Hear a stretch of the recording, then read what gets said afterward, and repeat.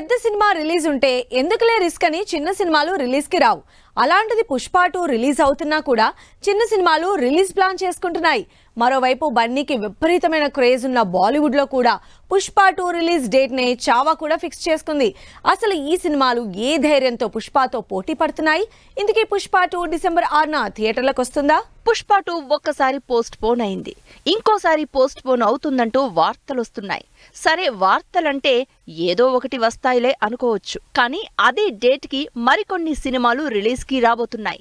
ఏదో స్టార్ హీరోల సినిమాలంటే అనుకోవచ్చు, కానీ చిన్న సినిమాలు, అసలు పుష్ప 2 లాంటి పెద్ద సినిమా, మోస్ట్ అవైటింగ్ సినిమా బరిలో ఉంటే మిగిలిన సినిమాలు థియేటర్లలోకి వచ్చే సీనే లేదు. అలాంటిది బ్రహ్మానందం సినిమా డిసెంబర్ 6న థియేటర్లలోకి వస్తున్నట్టు అనౌన్స్ చేసింది.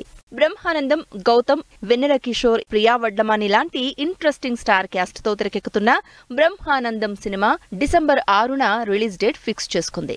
ఈ చిన్న సినిమా థియేటర్లలోకి వస్తోంది అంటే పుష్ప 2 పోస్ట్ పోన్ అవుతుందేమో అన్న టాక్ నడుస్తోంది.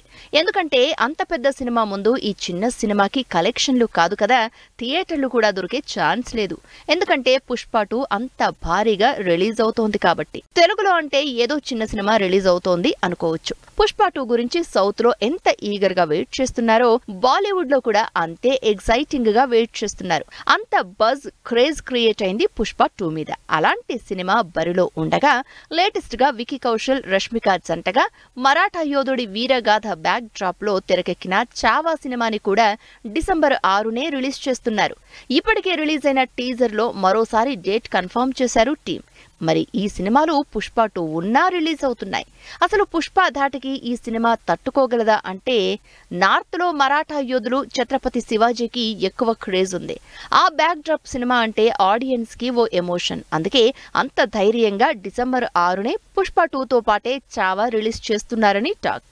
మరోవైపు ఇంకా షూటింగ్ అవ్వలేదు, పోస్ట్ ప్రొడక్షన్ వర్క్ చాలా బ్యాలెన్స్ ఉంది కాబట్టి డిసెంబర్ 6న అసలు పుష్ప రిలీజ్ అవ్వడం కష్టం.